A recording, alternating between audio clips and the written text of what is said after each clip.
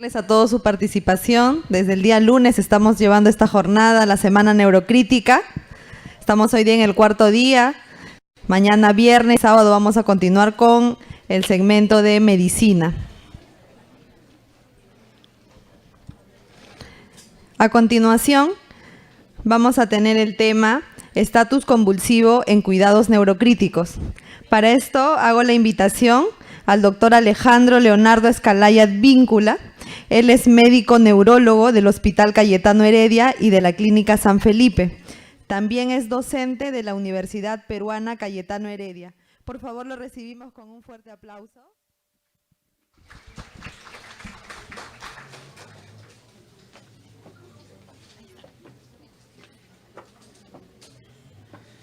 Buenas tardes, gracias al comité organizador por la invitación.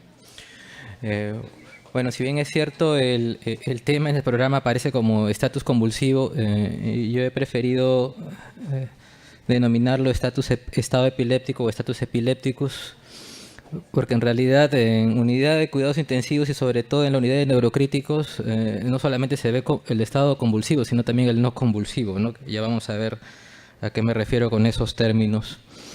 Esos son los objetivos de la charla. Reconocer justamente las formas de estatus epilépticos. Ya más o menos me he adelantado. Saben de que puede haber uno convulsivo y otro no convulsivo. Determinar la utilidad del electroencefalograma continuo en estatus epilépticos. Vamos a ver si sirve o no. Y describir el manejo del estatus epiléptico. Básicamente describirlo, ¿no? Bueno, todo parte pues de esta definición de crisis epiléptica, ¿no? Entonces, esto tiene que quedar claro, ¿no? Una crisis epiléptica necesariamente significa un correlato clínico y neurofisiológico, o en este caso electroencefalográfico, ¿no? O sea, ¿qué es lo que pasa en una crisis epiléptica? Hay una ocurrencia transitoria, y probablemente ese es el término clave, transitoria, de una parte clínica que son signos y síntomas. Y esto se debe porque hay una actividad neuronal excesiva, ¿no? Que no es normal, ¿no? Entonces, hay una actividad anormal en el parénquima, eso produce signos y síntomas, pero esto, así como inicia, termina, ¿no? Por eso es transitorio, ¿no? Entonces, dependiendo de qué área se esté activando, entonces yo voy a tener los síntomas. Ustedes conocen que las crisis epilépticas comúnmente se dividen en focal, generalizada. Sí, eso se mantiene en las nuevas clasificaciones. Puede ser útil saber si esto empieza en un foco, o sea, en un hemisferio, o es generalizado en ambos hemisferios. Pero como vemos, esto tiene un correlato clínico, ¿no? Entonces, por la clínica yo puedo saber qué es lo que está pasando y qué áreas se están activando. Y la manera más fácil de clasificarlo según la clínica es saber si las manifestaciones son a predominio motor o a predominio no motor, ¿no? Entonces, teniendo en cuenta esta clasificación, esta dicotomía entre si lo que predomina es lo motor y lo no motor, entonces si yo tengo una crisis de inicio generalizada y el predominio es no motor, entonces aquí estaría la clásica crisis de ausencia, por ejemplo, ¿no? Si tengo una crisis de inicio generalizado y lo que predomina es lo motor, voy a tener la clásica, la crisis tónico-clónico generalizada, o bueno, ahora se le llama bilateral, que nosotros vemos, pues lo más común que se ve cuando el paciente está hospitalizado y llega a la emergencia, ¿no? Entonces, eso es importante recordar, cómo se clasifica la crisis entre motor, no motor, ¿no? Entonces, ¿qué vendría a ser el estatus epiléptico? El estatus epiléptico, en términos simples, vendría a ser una crisis epiléptica prolongada. Acuérdense, una crisis epiléptica es transitoria, o sea, hay mecanismos que los detienen. Entonces, para que sea prolongada, estos mecanismos, ya sea que la inician o que la terminan, fallan y perpetúan la crisis, ¿no? Entonces, es cuando fallan los mecanismos que terminan una crisis o se inician mecanismos que prolongan una crisis, ¿ya? Y esto al final, ¿cuál va a ser la consecuencia, no? Que esta activación anormal, esta prolongación de la crisis puede, y este es el término clave también, puede tener consecuencias a largo plazo, ¿no? Y consecuencias irreversibles, o sea, muerte neuronal, injuria neuronal, y esto debido a ¿qué? A que se pueden alterar las redes neuronales, ¿no? Las famosas redes neuronales, ¿no? Entonces, acá esto tiene unas implicancias importantes, ¿no? Entonces, Primero, para yo reconocer un estatus epiléptico, yo tendría que saber, pues, cuál es la duración normal de una crisis epiléptica, ¿no? Entonces, si en este caso los síntomas que yo sospecho que pueden ser unas crisis se están prolongando, o sea, exceden el tiempo normal, yo podría estar aquí cumpliendo el primer requisito para definir o reconocer un estatus epiléptico. Ahora, cuando se prolonga, no necesariamente eso significa de que va a producir un daño. Esa prolongación en algún momento puede ser de que produzca daño, ¿no? Entonces, eso tiene otra implicancia, ¿no? En la que yo tengo que reconocer una crisis sabiendo más o menos cuánto es la duración, hasta cuánto dura una crisis epiléptica normal, y también después de eso tratarlo para evitar llegar a este punto de no retorno en el cual yo voy a tener daño y daño irreversible, ¿no? O sea, esto implica de que yo voy a tener un tiempo en el cual yo tengo que parar esta crisis prolongada justamente para no llegar a este punto, que es el daño, ¿no? Entonces, esto tiene una implicancia más allá. Entonces, no solamente tengo que reconocer el estatus epiléptico, sino también es importante que lo reconozca a tiempo. ¿Para qué? Para tratarlo a tiempo, para justamente evitar el daño, ¿no? Entonces, aquí se plantean ya dos tiempos que son importantes, ¿no? El tiempo T1, que tiene que ver con esto, en la cual yo diagnostico el estatus epiléptico, o sea, reconozco que la crisis epiléptica se ha prolongado, y también tengo un tiempo 2, en el cual esta prolongación, si pasa este tiempo 2, ya produce un daño irreversible. Por lo tanto, yo tengo que tratarlo, justamente mi intervalo de tratamiento tiene que estar entre este tiempo T1 y este tiempo T2. Ahora, ¿de qué va a depender el tiempo T1 y T2? Como ustedes ven, una crisis epiléptica, tengo varios tipos de crisis epilépticas según qué áreas se estén activando, ¿no? Entonces, por lo tanto, también puedo tener varios tipos de estatus epiléptico y de acuerdo a ello variar estos tiempos, ¿no? Así como la crisis epiléptica yo la puedo clasificar, ¿no?, en predominio de síntomas motores y no motores, para el estatus epiléptico es lo mismo, ¿no? Porque al final de cuentas es una crisis prolongada, ¿no? Entonces, ¿cómo yo reconozco o puedo clasificar mi estatus epiléptico? De esta manera, ¿no? Si predomina lo motor o si predomina lo no motor, pues, ¿no? Si predomina lo motor, aquí, bueno, dependiendo de qué características tenga este componente motor, pero el clásico, pues, es nuevamente la crisis tónico-clónica generalizada que todos hemos visto, ¿no? Entonces, cuando eso se prolonga, me da un estatus epiléptico a predominio motor, que es lo que se llama el estatus epiléptico convulsivo.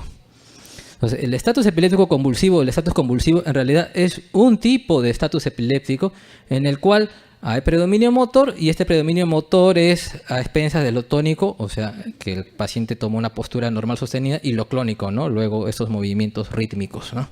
Ese es el estatus epiléptico convulsivo. Pero no todo es motor, sino que también acá es importante el estatus epiléptico a predominio no motor. Y aquí básicamente lo que va a pasar es que el paciente va a tener un trastorno de conciencia, ¿no?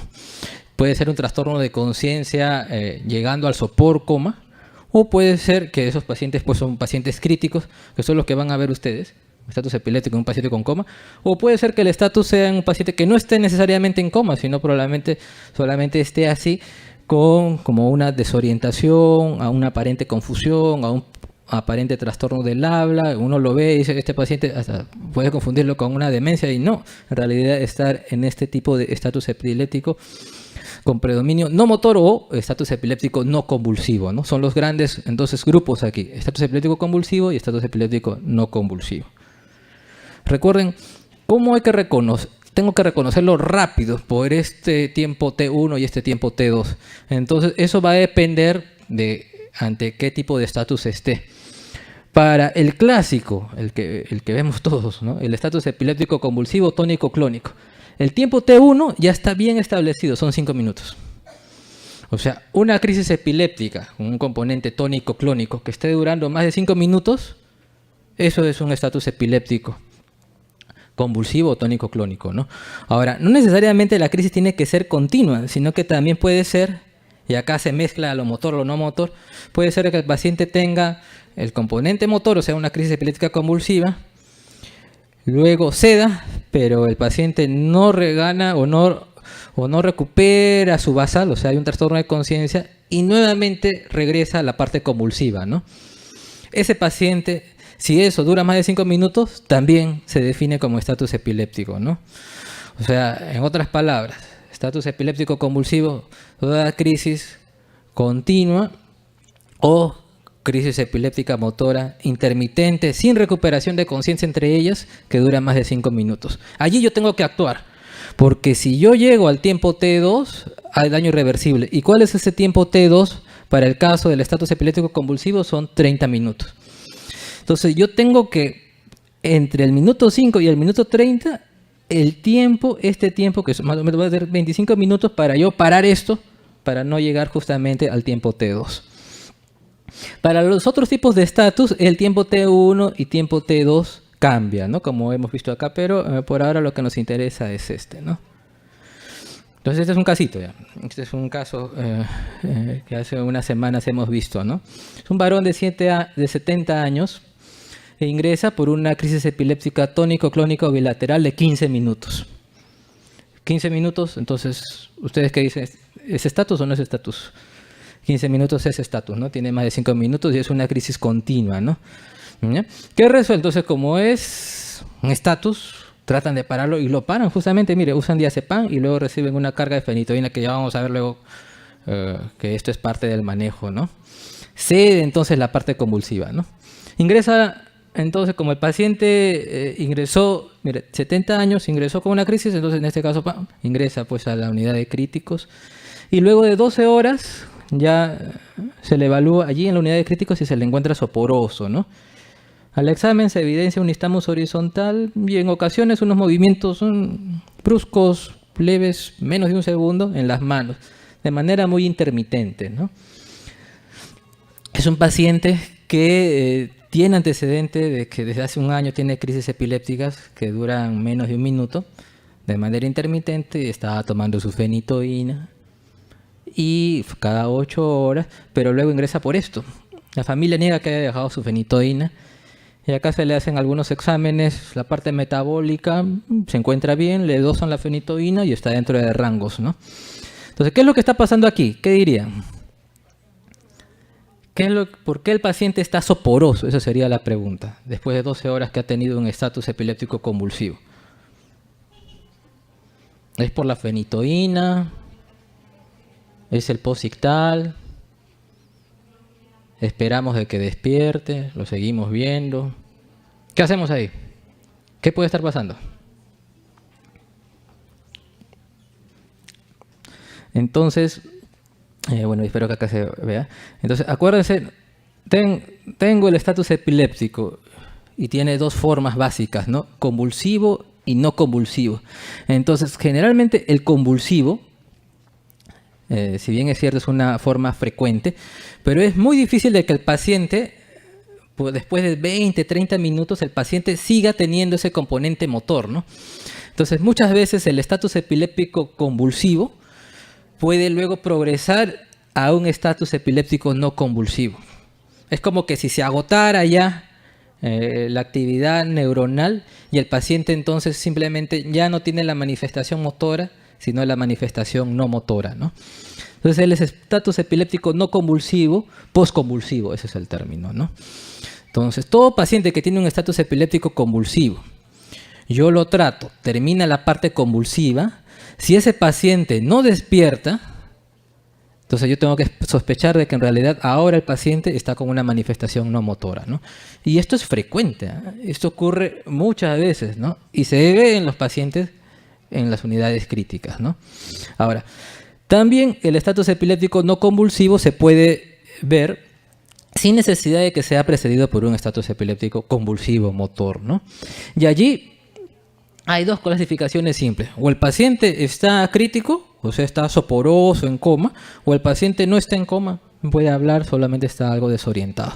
El que ustedes van a ver es ese paciente que está, pues, soporoso, en coma. Ese es el paciente que ustedes van a ver en la unidad de cuidados críticos, ¿no? Entonces, aquí yo podría decir, entonces, tengo el estatus epiléptico convulsivo, el no convulsivo, posconvulsivo y el no convulsivo en un paciente con coma, ¿no? Son las formas de estatus epiléptico que ustedes van a ver. Ahora, uno ve a un paciente con estatus epiléptico convulsivo y en realidad no se necesita pensar mucho para decir que está en estatus epiléptico, ¿no? Básicamente la duración. Si es que está más de 5 minutos, hago el diagnóstico. Pero ahora, ¿cómo identificar un paciente que está en estatus epiléptico no convulsivo, ¿no? Y estas son las principales manifestaciones. La principal manifestación es un trastorno de conciencia, el estado mental alterado. O sea, son pacientes que están en sopor, son pacientes que están en coma, son pacientes que están en delirio, por ejemplo, y uno no encuentra una causa que lo explique. En ese paciente yo tengo que sospechar de que está en un estatus epiléptico no convulsivo, ¿no? Muchas veces también lo que se encuentra son algunas manifestaciones motoras muy sutiles, ¿no? Clásico, el mioclonus, o sea, un movimiento como sacudida, muy breve, que a veces puede estar en manos, en la cara. Y esto mismo a veces puede pasar en los ojos y en realidad dar un nistagmus, ¿no? Entonces, si ustedes ven un paciente con el antecedente de que ha convulsionado recientemente, que lo han tratado, y que ahora no despierta, y que ven que el paciente realiza algunos movimientos tipo sacudida, una gran probabilidad es que ese paciente esté en un estatus epiléptico no convulsivo. O que haya entrado simplemente en coma a la UCI. No necesariamente que tenga el antecedente de la convulsión. Y lo investigan y no encuentran una explicación, hay que sospechar de que está en estatus epiléptico no convulsivo, ¿no? Ahora, ¿cómo lo identifico, no? Un paciente en coma, pues, ¿cómo identifico de que en realidad está en un estatus epiléptico no convulsivo? Entonces ahí yo recuerdo la definición de crisis epiléptica, en donde necesariamente hay un correlato clínico electrográfico.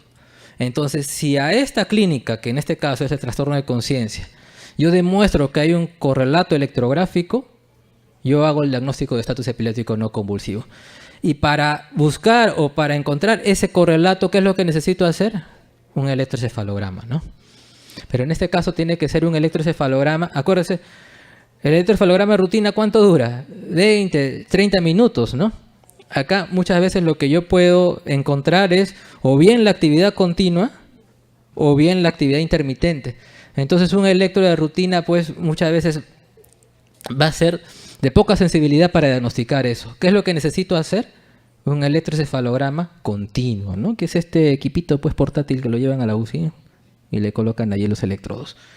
¿En qué pacientes tengo que hacerlo? Pacientes de la UCI. Una recomendación fuerte es cuando el paciente ha tenido el antecedente reciente de estatus epiléptico convulsivo y el paciente ahora no retorna en realidad, no recupera su conciencia, no recupera su basal, está en un trastorno de conciencia. Entonces, después de un estatus epiléptico, si yo lo trato, ese paciente debería despertar en 30 minutos en realidad. Pero si está más de 30 minutos y todavía no despierta, puede ser estatus epiléptico no convulsivo.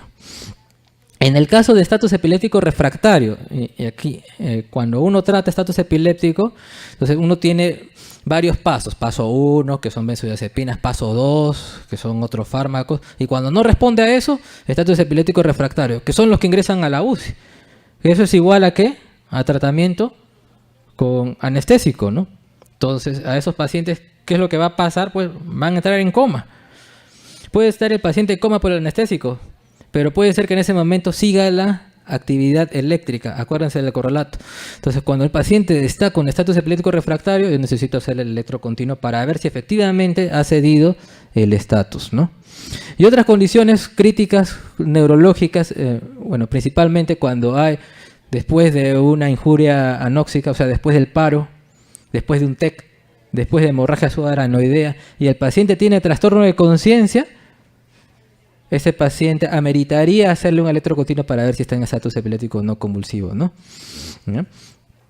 O en realidad cualquier paciente que tenga coma y no necesariamente asociado a una lesión estructural, neurológica, a una causa neurológica, en la cual yo no encuentre ninguna explicación para el coma, entonces allí tengo que hacerle un electroencefalograma continuo, ¿no?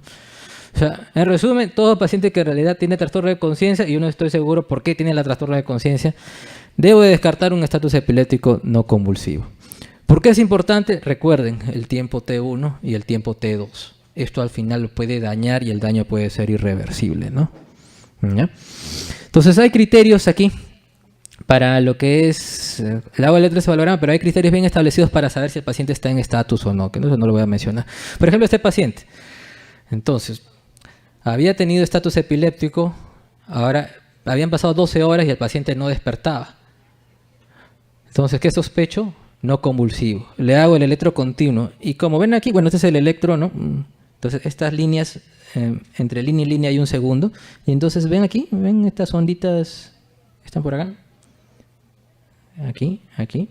Están ahí, no necesariamente significa de que ese paciente está en estatus, pero luego yo sigo el trazado y miren esas onditas cómo empiezan a cambiar.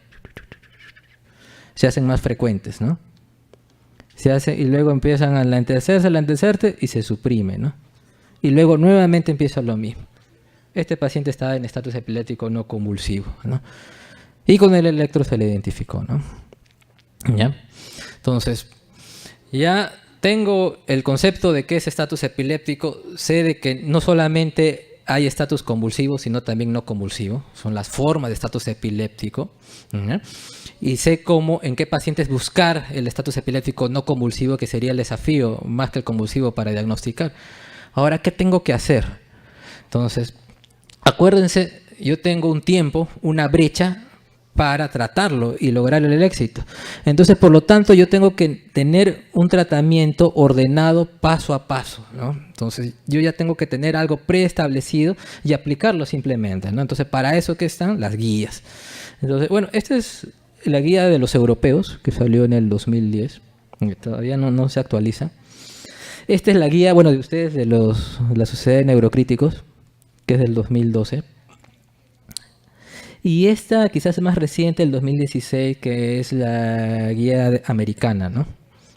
La guía americana y la de Neurocríticos, que probablemente son las dos más recientes, se parecen bastante en realidad, ¿no?